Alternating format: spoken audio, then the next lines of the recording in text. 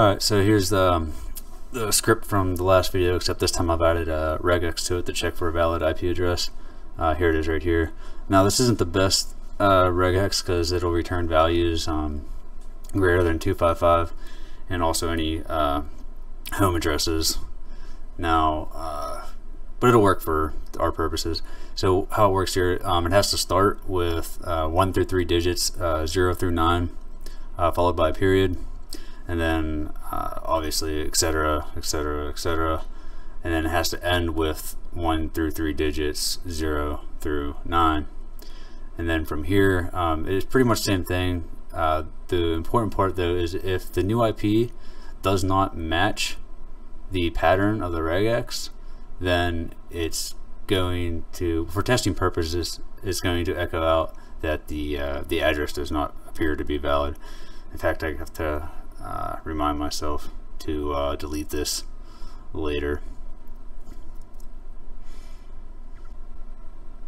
Alright, so let's go ahead and modify the what is my IP script and potentially break it so that it returns a bad value.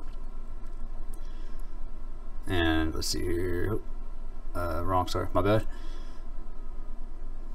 So I've already have, alright, so I've gone ahead and so I'll comment out the good line of code and then uncomment the bad line.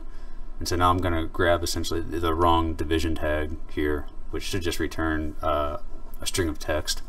So we'll go ahead and run it here real quick and see if it's turning a string of text saying your public IP address. So obviously that's wrong.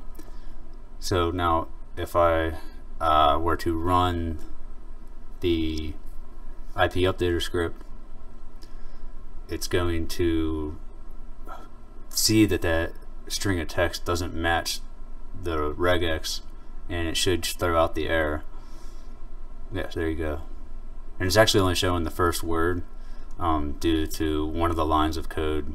Actually, it's one of the first lines of code in the IP updater script.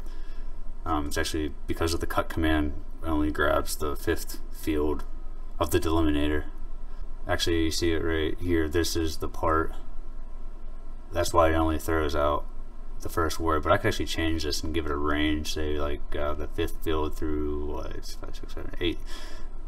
And so now I gotta write that, and then if I run this command now, it should give me the whole, yeah, it says your new IP is your public IP address, and it does not appear valid, and for some reason it's outputting the comment. Well, that's weird, but anyway, that's how it works.